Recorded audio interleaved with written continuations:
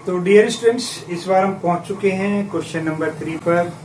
Classify the following numbers as rational और irrational number.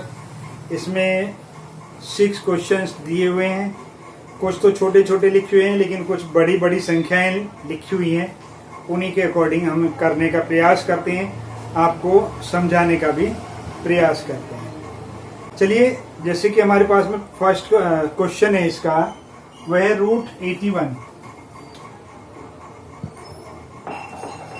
जो first part है इसका वो है √81, और 81 के रूट का मतलब है 3 इंटू 3 इंटू 3 इंटू 3, यानी कि 81 के अगर हम फैक्टर करते हैं तो 3 से कितना होगा 27, 3 से 9, 3 से 3 और 3 से 1।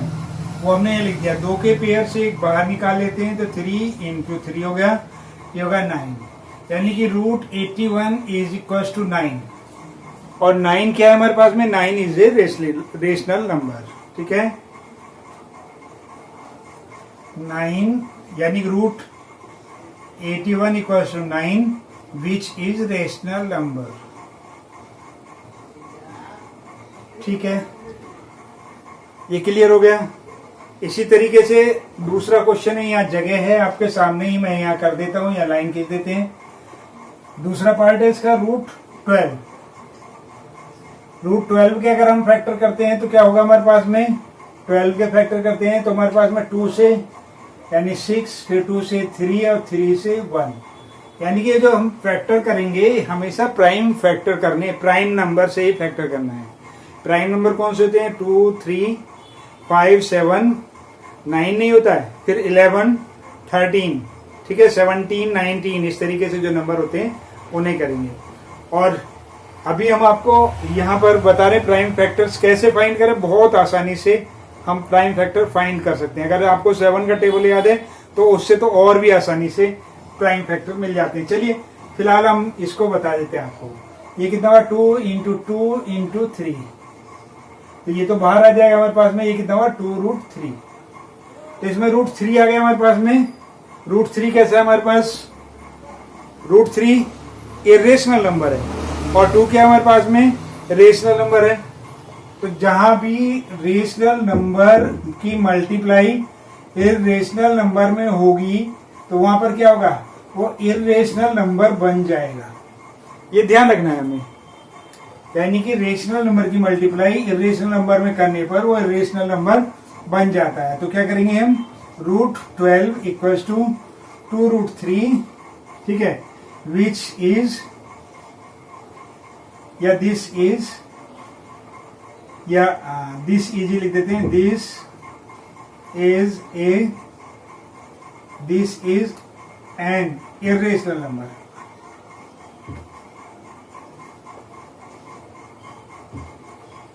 ठीक है, तो हमने 2 पार्ट तो एक साथ कर लिए।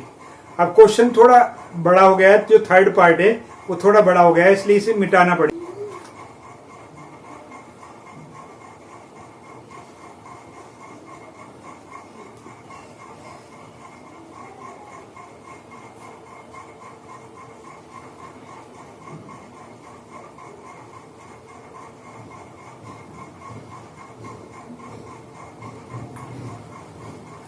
तो ऐसा क्वेश्चन हम कर चुके हैं पहले ही, से रेशनल नंबर है या इरेशनल नंबर है ये बताने के लिए हम।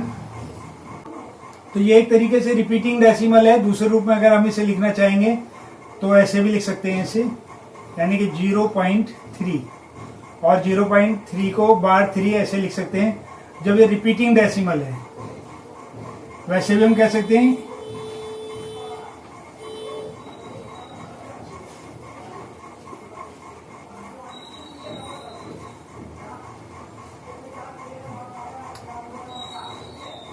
ठीक है। तो क्या होगा हमारे पास में? It is a repeating decimal so that it is a rational number. ये एक रेशनल नंबर है। और कैसे? चलिए, किसका रेशनल नंबर है चलो वो फाइंड कर लेते हैं हम, कौन सा रेशनल नंबर है। लेट किया हमने x इक्वल टू 0 पॉइंट, ये कितनी बार लिया है?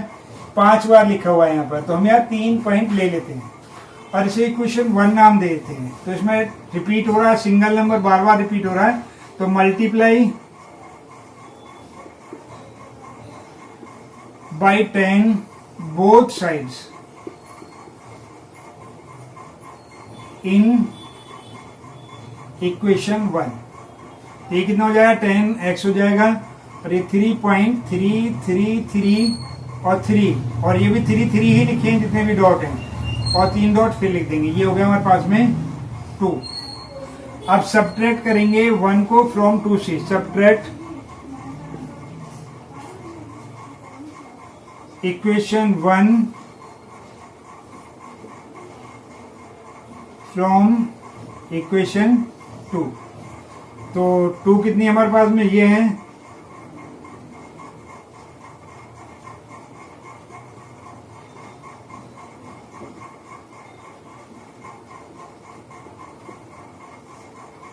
यहाँ कितना बच गया 9x और ये 3 x इक्वल टू 3/9। तो x इक्वल टू कितना होगा 1/, क्योंकि ये भी 3 से हमारा डिवाइड हो गया और ये भी 3 से डिवाइड हो गया तो 1/। ठीक है, इज ए रेशनल नंबर।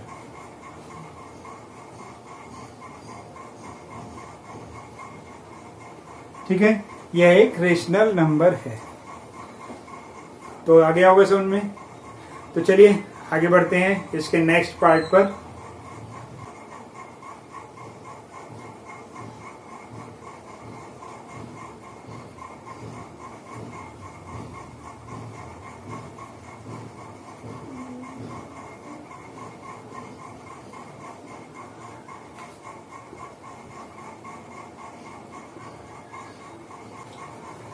तो चलिए अब हमें इसमें कुछ दिखाई दे रहा है उसे देख लेते हैं।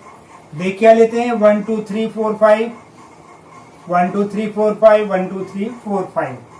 तो लेट कर लेंगे हम x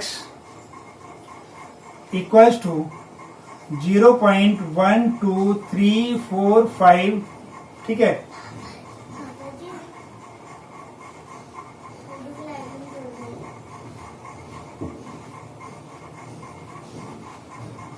one two three four five 1 2 3 4 5 dot dot dot equation 1। अब इसमें कितना है 5 डिजिट्स है हमारे पास में। तो हम क्या करेंगे multiply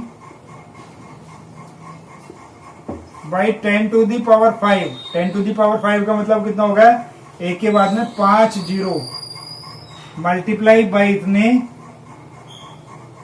both side of equation 1। तो जब इसमें करेंगे तो ये कितना हो जाएगा हमारे पास में, तो ये हो जाएगा हमारे पास में, ये 5 जीरो लगा देंगे और उसके बाद में x लिख देंगे और ये फिर आएगा हमारे पास में 1 2 3 4 5 डॉट 1 2 3 4 5 1 2 3 4 5 1 2 3 4 5 डॉट डॉट डॉट। वही सब्ट्रैक्ट क्या करेंगे, अब सब्ट्रैक्ट करेंगे तो सब्ट्रैक्ट इक्वेशन 1 फ्रॉम इक्वेशन 2। तो इक्वेशन यहाँ पे लिख दिया 1 लिख दिया हमने 1 2 3 4 5 डॉट 1 2 3 4 5 1 2 3 4 5 1 2 3 4 5 डॉट डॉट डॉट। यहाँ क्या आएगा हमारे पास में x इक्वल्स टू ये 0.1235 1 2 3 4 5 1 2 3 4 5 डॉट डॉट डॉट। सब्ट्रैक्ट ये भी माइनस और ये भी माइनस। ये तो जीरो हो गया सारा, आपको दिखाई दे रहा होगा सारा जीरो हो गया। यहाँ से कितना बचा हमारे पास में 1 2 3 4 5 और यहाँ कितना बचेगा, इसमें 1 कम कर देंगे तो 4 बार 9 आ जाएगा हमारे पास में।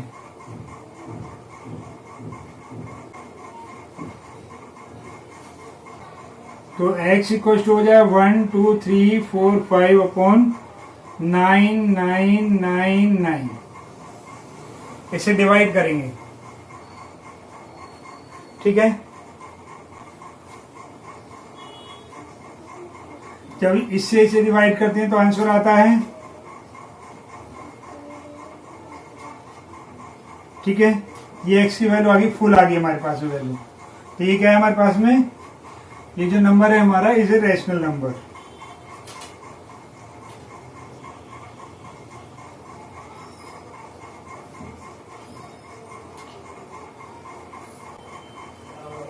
क्लियर हो गया। सवाल थोड़े बड़े होते जा रहे हैं लेकिन हैं आसान, फिर भी समझ में नहीं आता है तो दोबारा बोलिएगा, दोबारा कराएंगे। अभी रनिंग में चल रहे हैं, जितना जल्दी हो सके सितंबर तक हम कोर्स खींच लें, जितना खींचा जाए उतना हम प्रयास कर रहे हैं। चलिए, ये इसका क्वेश्चन नंबर 3 का 4th पार्ट है और इसमें आपको दिखाई दे रहेगा 1 लिखा है, उसके बाद में 01, 001, 0001 और फिर 401। इस तरीके से ये रिपीट हो रहा है, आगे रिपीट नहीं हो रहा, आगे बढ़ रहा है, लेकिन इसमें रिपीटिशन नहीं है। तो जैसे ही इसमें पता लगती है कि ये रिपीटिशन नहीं है तो इसका मतलब क्या हो गया, ये it is non terminating, non repeating, it is non लिख देते हैं, नॉन टर्मिनेटिंग, नॉन रिपीटिंग, ठीक है, डेसिमल। सो दैट, नीचे लिख देते हैं, so that it is an irrational number.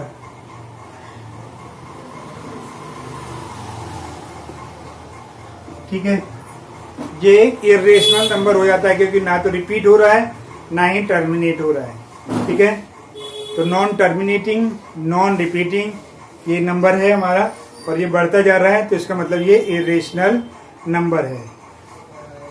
ठीक है, तो ये होगा it can not be express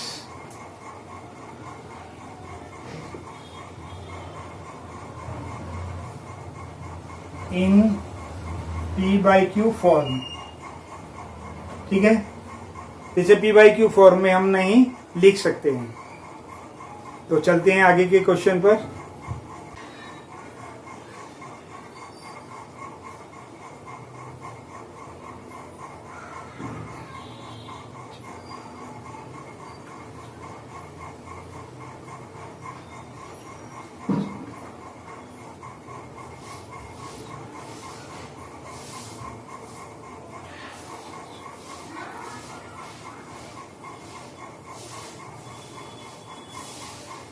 सबसे बड़ी बात, इस क्वेश्चन में डेसिमल जो है वो टर्मिनेट हो गया।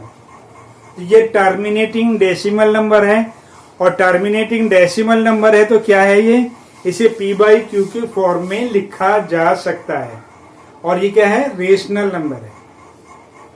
क्लियर हो गया।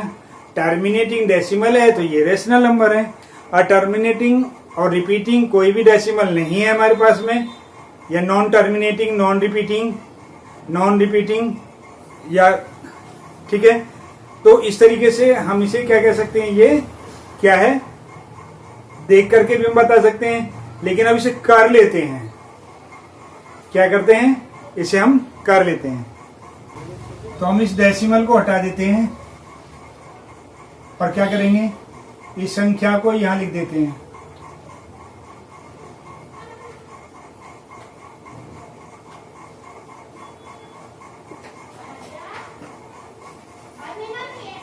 तो हमारे पास में क्या होगा, इसके बाद में कितने पॉइंट है हमारे पास में, ये वो 10⁻21 और ये इसका मीन्स कितना होता है हमारे पास में, 1 के बाद में 21 0।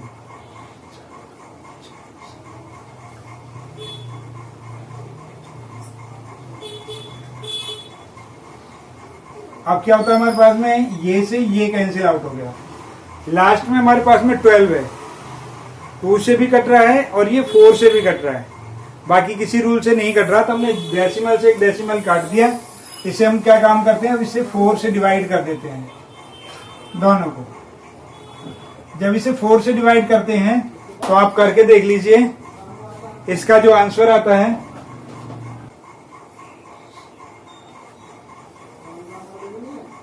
नीचे तो सीधा सीधा 100 को काटेंगे तो 25 आ गया 2 जीरो कम हो गई, 1 2 3 4 5 6 7 8 9 10 11 12 13 14 15 16 17 18 जीरो लगाते हैं। 2 3 4 5 6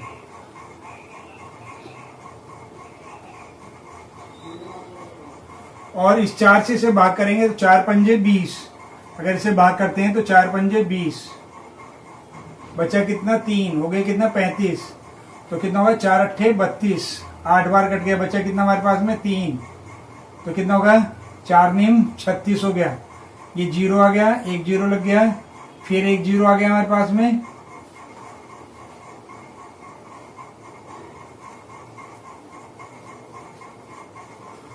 ठीक है।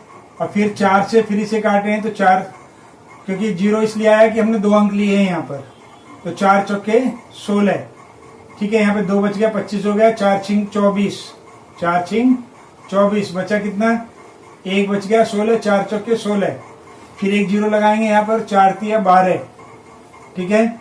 ये पूरा पूरा कट जाएगा, 3 बार हो गया हमारे पास में, और फिर एक जीरो लगाएंगे यहाँ पर, तो 4 पंजे 20, फिर 3 आ गया 39, 4 अट्ठे 32, 9 बार जाएगा, फिर 3, फिर 9 बार जाएगा हमारे पास में, फिर 27, पूरा 4 से काटेंगे, 4 छिंग 24 हो गया हमारे पास में, फिर 3 4 छिंग 8 बार हो गया 32 हो गया हमारे पास में, फिर हमारे पास में कितना है 27, 4 छिंग 24 हो गया, और इस तरीके से 4 छिंग 24 हो गया, 3 बचा, 4 नीम 36 हो गया हमारे पास में, 3 बचा, 4 सत्ते 28 हो गया, 4 सत्ते 28, 2 हो गया, 4 दूनी 8 हो गया, और 4 3 12। तो जो हमारी संख्या आई वही 5 8 9 0 0 4 6 4 0 3 0 5 9 9 6 8 6 9 7 2 3, ठीक है। तो ये हमने रेशनल नंबर के रूप में लिख दिया, यही हमारा आंसर होगा। थोड़ा सा हमें ध्यान रखना पड़ेगा, और जब हम वैदिक मैथ सीखेंगे तो बहुत सारी चीज़ें हम सीखेंगे उसमें। तो वैदिक मैथ्स की क्लासें भी जो मेन क्लासेज हैं हम फ्री ऑफ कॉस्ट आपको सिखाएंगे, उन्हें सीखना मत भूलिए। जिस दिन हमारे सब्सक्राइबर 1000 से ऊपर हो जाएंगे, वैदिक मैथ्स की क्लास हम इसमें शुरू कर देंगे। छोटे से लेकर के बड़े तक जो मेन चीज़ें हैं वो चीज़ें हम आपको बताएंगे। जैसे कि अभी हम बताए, इतनी बड़ी संख्या को डिवाइड करना है और वो एक ही लाइन में आराम से हो जाए, तो वो बहुत सारी चीज़ें वैदिक मैथ्स में हैं। तो चलिए वो बाद की बातें हैं, जब हमारे 1000 सब्सक्राइबर्स हो जाएंगे और फिर हम आगे बढ़ेंगे। तो उसके लिए क्या काम करना है, आपको थोड़ी मेहनत करनी है।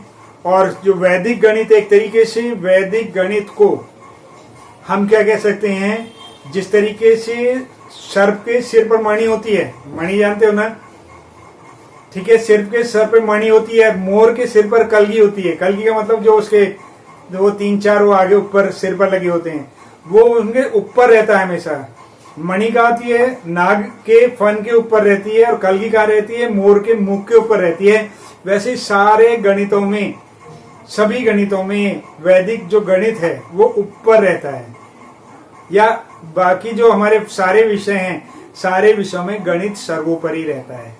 और उनमें वैदिक गणित की जो क्रियाएं हैं वो बहुत आसान क्रियाएं हैं, क्योंकि बहुत बड़ी बड़ी गणनाएं हुआ करती थी पहले, वो आसानी से हो जाया करती थी। तो चलिए वो बाद की बातें हैं, अभी हम अपने सिलेबस पर चल रहे हैं।